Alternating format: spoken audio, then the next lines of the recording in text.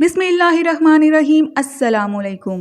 हज़रत अली करमुल्लाह वजहुल करीम की ज़िंदगी का आखिरी साल था कि एक दिन आप नमाज अदा करने के बाद मिंबर पर बैठ गए। आपने खुतबा पढ़ा और लोगों को वाज़ो नसीहत करने लगे।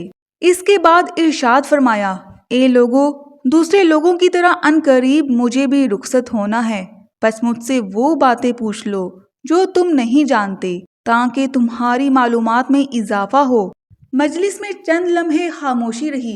चंद लम्हे बाद एक कूफी शख्स अपनी जगह से उठा और कहने लगा कि आप हर चीज जानते हो, मुझे ये बताओ कि मेरी दाढ़ी में कितने बाल हैं। हजरत अली करमुल्लाह वजहुल करीम मुस्कुराए और अपने होंठों पर होंठ रख दिए। मगर अभी आपने अपनी बात ना की थी कि मजलिस की खामोशी टूट गई कि हर तरफ से चैमगोइयां होना शुरू हो गईं।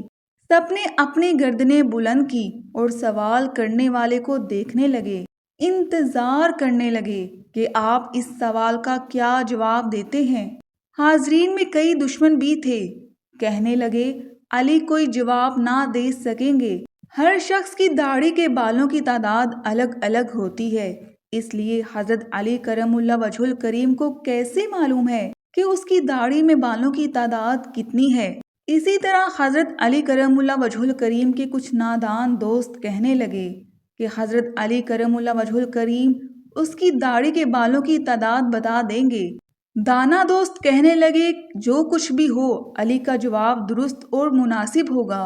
जिस शख्स ने सवाल किया था अपनी जगह पर खड़ा था और सोच रहा था कि मालूम नहीं कि हजरत अली करमुल्लाह वजहुल करीम को मेरे सवाल का जवाब मालूम भी है कि नहीं। अगर उन्होंने कह दिया कि 3000, तो कैसे मालूम होगा कि ये दुरुस्त जवाब है। लेकिन मैं उसकी दलील भी दरियाफ्त करूंगा। हजरत अली करमुल्लाह वजहुल करीम ने अगर मजाक करते हुए जवाब दिया कि तुम्हारी दाढ़ी के बालों की तादाद सर के बालों से निस्फ है, तो पूछूंगा कि मेरे सर के बालों की तादाद कितनी है। शायद ये कह दें कि तुम्हारी दाढ़ी के बालों से दुगनी है। फिर उस वक्त एतराज करूंगा कि ये तो मजाक है, मैं तो दुरुस्त जवाब चाहता हूँ। पूरी महफिल में अजीबो गरीब किस्म के तस्वुरात जन्म ले रहे थे। चंद लम्हों के बाद हजरत अली करमुल्लाह वजहुल करीम ने हाजरीन से पूछा, ए भाइयों, इस सवाल का दुरुस्त जवाब कौन जानता है। हाजरीन में से कोई शख्स जवाब देने के लिए तैयार ना था और मजलिस में चंद लम्हे खामोशी रही। इसके बाद फिर सरगोशियां शुरू हो गईं। दुश्मन ने दोस्तों से कहा कि तुमने देख लिया, अली करमुल्लाह वजहुल करीम के पास कोई जवाब नहीं। जब मजलिस से कोई शख्स जवाब देने के लिए ना उठा तो आपने फरमाया कि जवाब मेरा गुलाम कंबर देगा। आपने जनाब कंबर को आवाज दी। कंबर हजरत अली करमुल्लाह वजहुल करीम की खिदमत में एक आज़ाद करदा गुलाम था, जो अली के मकतब का तरबियत याफ्ता आपका खिदमतगार और जानिसार था। सब लोग कंबर को पहचानते थे। जब भी अली मस्जिद से निकलते तो कंबर आपके हमरा रहता। इस मौके पर भी कंबर दरवाजे पर नहायत खामोशी से खड़ा गुफ्तो शनीद सुन रहा था। जनाब कंबर आए और उन्होंने सवाल करने वाले से कहा, ए मर्द, ये बताओ कि इस सवाल से तुम्हारा मकसद क्या है।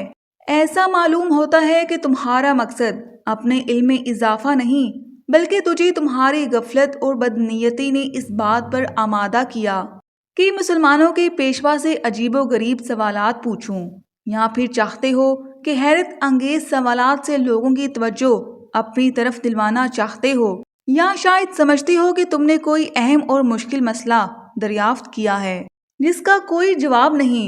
लेकिन याद रखो, अली को वो तमाम बातें मालूम है जिसमें तुम्हारी भलाई है।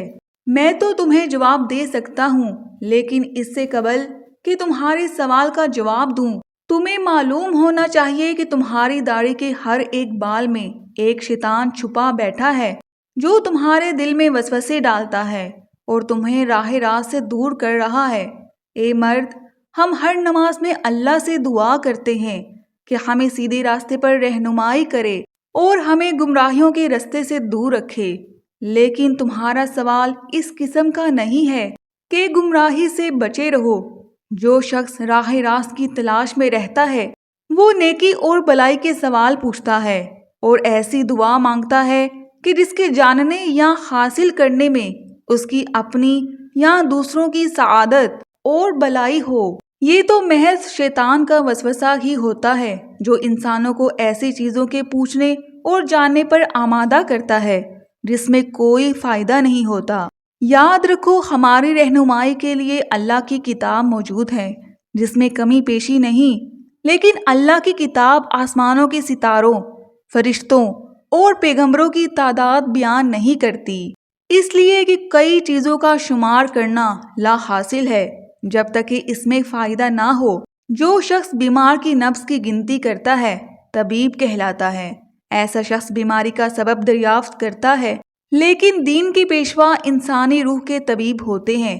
ہمارے پیغمبر صلی اللہ علیہ وآلہ وسلم اس لیے تشریف لائے کہ لوگوں کی راہ راست پر رہنمائی کریں۔ کہنے لگا، اے پیغمبر، تو نے واعظ و نصیحت تو کر لی لیکن میرے سوال کا جواب نہیں دیا۔ پیغمبر نے کہا، میں اس کام میں مشہور ہوں لیکن موضوع زیر بحث زیادہ روشن ہو سکے، اس لیے مجھے بتاؤ کہ تمہارا پیشہ کیا ہے؟ سوال کرنے والے نے کہا کہ میرا پیشہ ترازو سازی ہے۔